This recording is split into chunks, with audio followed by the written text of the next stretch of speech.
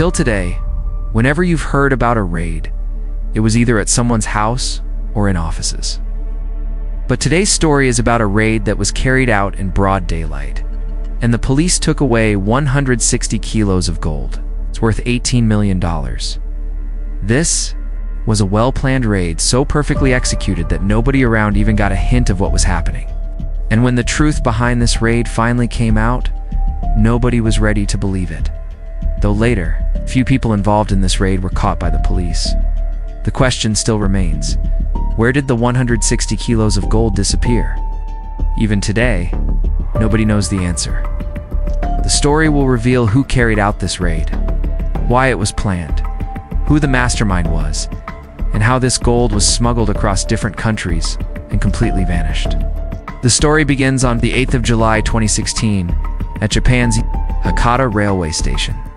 Hundreds of people were moving in and out because it was one of the busiest railway stations. Every day, thousands of passengers traveled through there, including tourists and daily commuters. Amid this chaos, a black van stopped outside the station. Because of the crowd, no one paid attention to it. As soon as the van stopped, 3 men stepped out, each carrying a heavy suitcase. These suitcases were not just heavy inside them, were gold bars, weighing a total of 160 kilos. The 3 men confidently walked towards a nearby jewelry shop, but just then, on the opposite side of the road, a white van pulled up. 4 men stepped out wearing black jackets and showing police badges. Without making any noise, they walked straight to the 3 men and introduced themselves as police. Officers conducting a routine check. Hearing this, the 3 men quietly handed over their suitcases. Within minutes, 4 men sat back in their van with the gold-filled cases and disappeared. The strangest part was that after the incident, nobody called the police. No complaint was filed. From the outside, it looked like a perfect heist. But inside, it was part of a deep conspiracy. This is the story of the most genius robbery in Japan's history, carried out in broad daylight, in front of everyone. But later, it turned into a huge scam that shocked the entire nation. The mastermind behind this robbery was Kazuki Noguchi, a nightclub owner and former conman, famous for changing phone numbers to avoid being tracked. He wasn't a gangster, but he always stayed alert to hide his identity, never staying in one place too long so no one could remember him. Kazuki earned money through multiple businesses, nightclubs, import-export, and illegal routes. His most unique quality was that he always kept his word. He ran his businesses with his younger brother Naoki. Naoki's job was to handle the nightclubs and manage all the cash flow from the businesses. By 2016, their businesses were well established and they were making good money. They never flaunted their wealth, but still, their names were becoming well known because Kazuki was also making money through higher risk illegal work. So whenever someone had a dangerous job that needed a mastermind, only one name came to mind: Kazuki. One afternoon in June 2016, Kazuki received a call. He immediately recognized the voice. It was Nakagaki Rukiro, his old partner in crime. Years ago, they used to commit robberies together, but after serving his time, Nakagaki had vanished. Now he was back, and he had something big on his mind. On the call, Nakagaki told Kazuki about a man named K.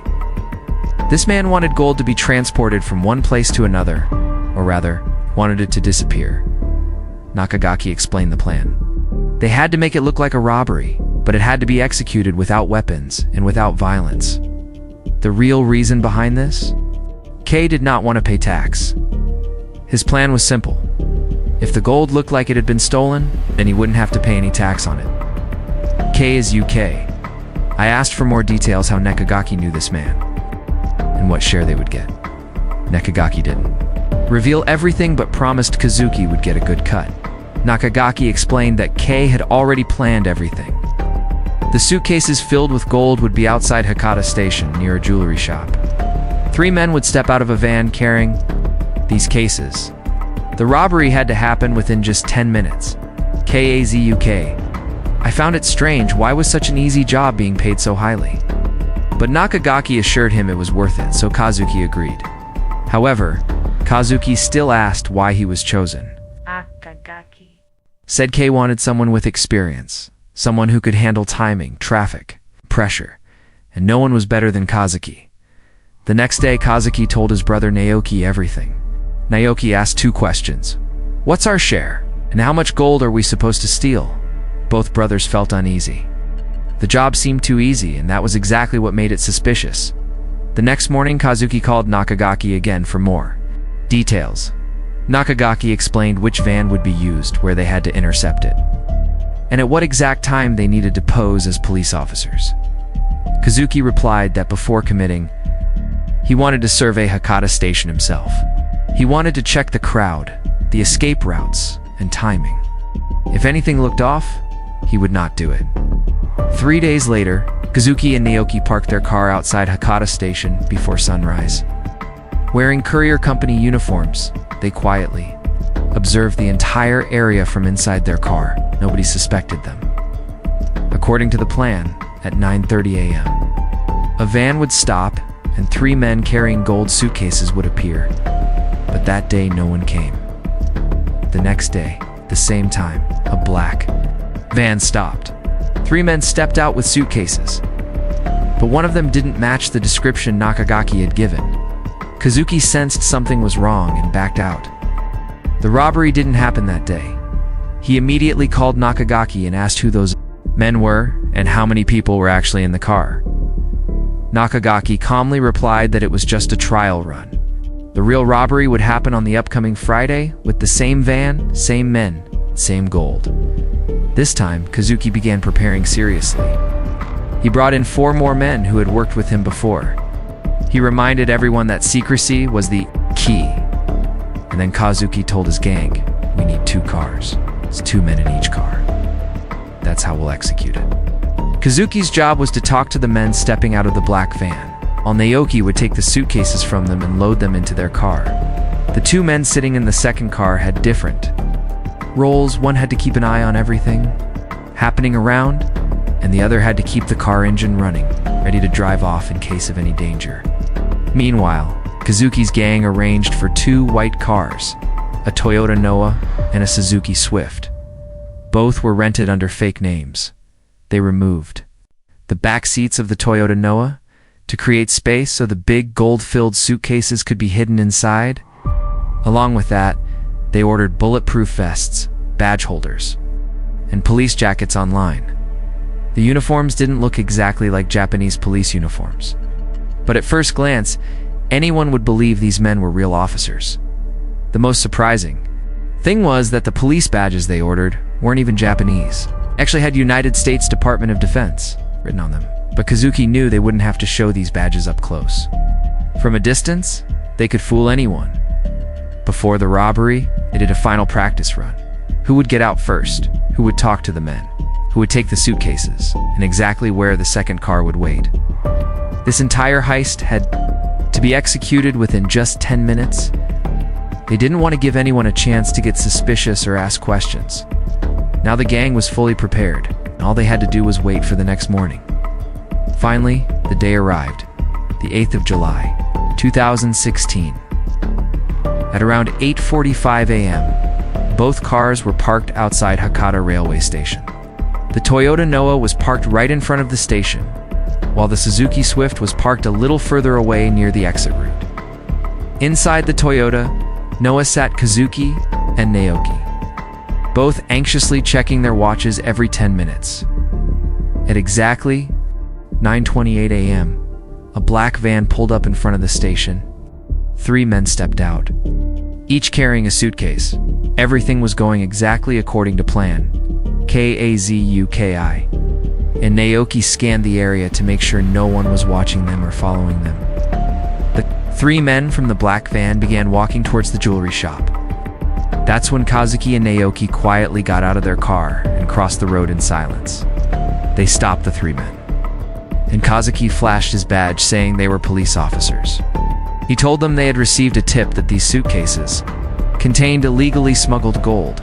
Hearing this, the 3 men did not ask any questions. They didn't argue. They simply handed over the suitcases. Naoki quickly placed all 3 suitcases into their van. While Naoki was loading them, Kazuki peered inside the black van. 2 more men were sitting there. Kazuki told them it was just a standard checking procedure and asked them to step outside. Inside the van, they discovered another suitcase filled with gold, along with a shoulder bag. Inside the bag were a wallet, ID, passport, an ATM card, all hidden under the seat. They took everything. By 9:35 a.m., just 7 minutes later, the gold-filled suitcases and the shoulder bag were safely inside the Toyota. Noah Kazuki drove the van away and disappeared into the crowd. Right behind them, the Suzuki Swift followed, and both cars quietly drove off in the same lane. Back at the station, 3 men stood frozen in shock, unable to believe what had just happened. Meanwhile, Kazuki and his gang drove onto the highway, reaching the Yamaguchi Bridge where they stopped. There, they opened the suitcases and began counting the gold bars. At the same time, one gang member threw all the police uniforms, badges, and the shoulder bag into the river below, since both cars were rentals.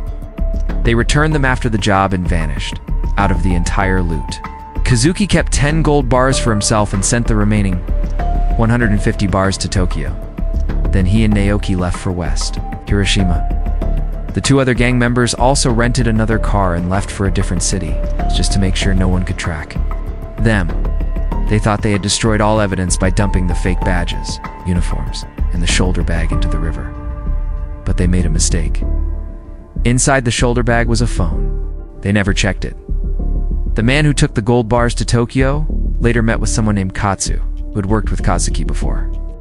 Katsu's job was to handle the final stage, making the gold disappear quietly. Within a month, the gold was completely gone. Kazuki's personal cut from the heist was about $600,000. But instead of taking it in cash, he had already pulled out 10 gold bars for himself to make everything look normal. He went back to his old lifestyle, managing clubs, posing for photos with influencers, and throwing big parties. Since that was the life he always lived, nobody suspected him. Neither did the news report anything about the robbery, or was any official complaint filed. Their plan had worked. But what they didn't know was that the phone and device inside the shoulder bag contained names, numbers, and records of several people. This very device would later turn into their biggest problem, because with its help, the hidden secrets of this heist were about to be exposed, secrets that no one knew. 2 weeks had passed since the robbery. Still, there was no police complaint, no suspects, and no trace of the gold. It seemed as if the gold had either been swallowed by the earth or vanished into the sky. And then, suddenly, a story appeared in the newspaper Asahi Shimbun. The article didn't mention Kazuki or any suspects, but it did say that on the 8th of July, 2 men dressed as police officers stopped 3 men outside Hakata Station and escaped with their gold. The paper didn't reveal where the gold had come from, but where from. It was written that now the investigation of this case had begun, and it was a fraud identity case. This was the first link connected to the case. And just a week later, the police found the second link. The police told reporters that this gold was not brought through customs, but it had been smuggled from Hong Kong into Japan, and then there was a plan to sell it inside Japan. And this is where the case became even more complicated. Although the 3 men from whom this gold was stolen never filed a police complaint, they had definitely told someone about it, and from there, the news reached the police. As soon as the police got this information, it turned into a national news story, shown on every news channel, and now the police were no longer seeing it as a robbery, but as illegal smuggling that was disguised as a fake robbery. Meanwhile, at Nagoya Police Station, a task force team was being prepared to work on this case. They began their investigation not from any suspect, but from the crime scene itself, where the incident had taken place. First, they started checking the CCTV cameras in the footage. A white van was seen, along with the route it used to escape, but the number plate on this van was fake. That's why the police could not trace the car. Kazuki and Naoki knew about every single camera angle very well. That is why they never let their faces appear on any camera. And that's the reason police had no evidence in their hands. The police were slowly getting stuck in this case. But then, the most important evidence of the case landed in their hands: a mobile phone. This was the same phone that they had thrown into the river under the bridge when it was recovered. Damaged, but its memory was still intact. Along with the mobile, police also found the shoulder bag and the device. And from here, a name came forward, and the direction of the entire case changed. Now, the police had to find not only the gold, but also the people who had made it disappear. By August, the police had prepared a list of names. This list was made based on the contacts found in that mobile phone. The police also discovered that until a few weeks before the robbery, this mobile was still active. It had made calls to several numbers, all of which later got switched off. But there were two numbers still active. One belonged to a person, was connected to gold dealing. The other was from Nagoya, belonging to someone the police already knew. Based on this, the police reached Kazuki's brother Naoki, but they didn't arrest him immediately. Instead, they set a trap against him.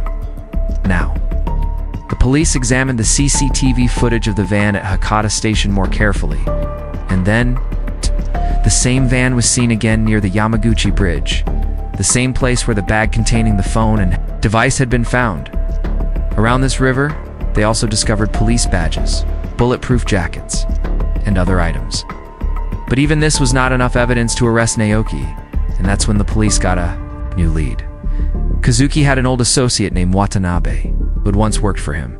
This man got caught by the police in a small crime, though. He had nothing to do with the gold robbery. During questioning, he said one important thing. He told the police, "I had no hand in this gold robbery, but I know who did it." Hearing this, the police's eyes lit up. Then Watanabe revealed the mastermind of this robbery was Kazuki.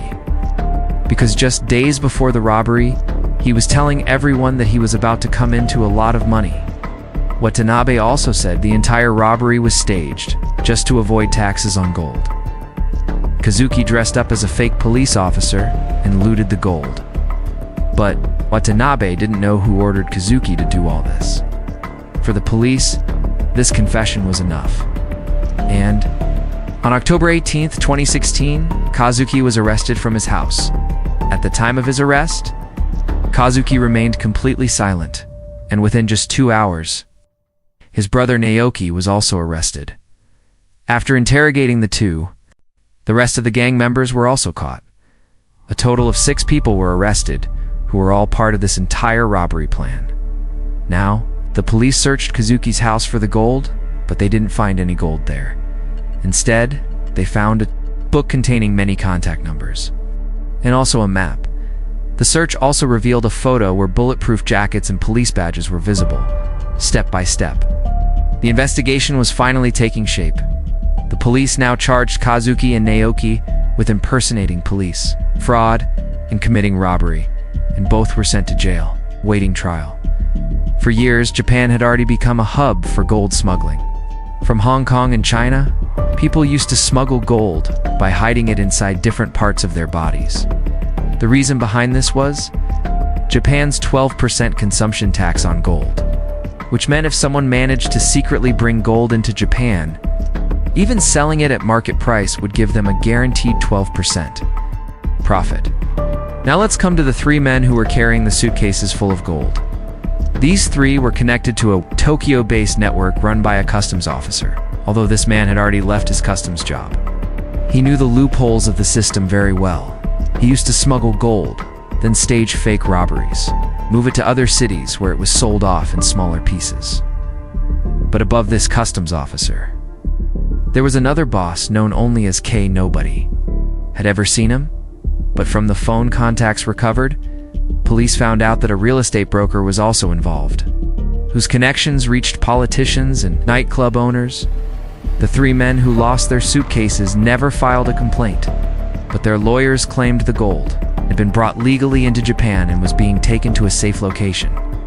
However, the court rejected this argument and ordered interrogation of everyone involved.